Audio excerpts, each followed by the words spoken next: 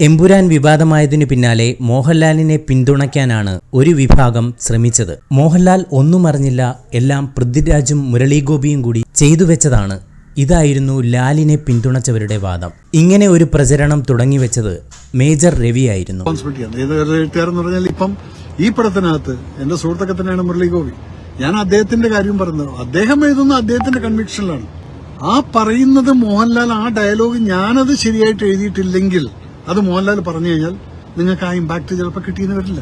എമ്പുരാന്റെ ആദ്യ ഷോ ലാലിനും പൃഥ്വിരാജിനുമൊപ്പം ഇരുന്ന് കണ്ട മേജർ രവി അന്ന് ഗംഭീരമെന്ന് അഭിപ്രായപ്പെട്ട ശേഷമാണ് പുറത്തിറങ്ങിയത്. മേജർ രവിയുടെ ഈ ഇരട്ടത്താപ്പ് തുറന്നുകാട്ടിയിരിക്കുകയാണ് മല്ലിക സുകുമാരൻ. സിനിമയുടെ എല്ലാ കാര്യങ്ങളും മോഹൻലാൽ അറിഞ്ഞിരുന്നുവെന്നും ഓരോ സീനും കണ്ടിരുന്നുവെന്നും മല്ലിക പറയുന്നു. മോഹൻലാലിൽ നിന്ന് എന്തെങ്കിലും കാര്യസാധ്യത്തിനാണ് മേജർ രവി ഇങ്ങനെ കള്ളം പറയുന്നതെന്നുകൂടി മല്ലിക പറഞ്ഞുവെച്ചു. ഫേസ്ബുക്കിൽ താൻ കുറിപ്പിടാൻ കാരണം മേജർ രവിയുടെ ഈ വീഡിയോ ആണെന്നും മല്ലിക തുറന്നടിച്ചു. ഈ വാർത്ത ഇഷ്ടമായാൽ ലൈക്ക് ചെയ്യൂ, ഷെയർ ചെയ്യൂ.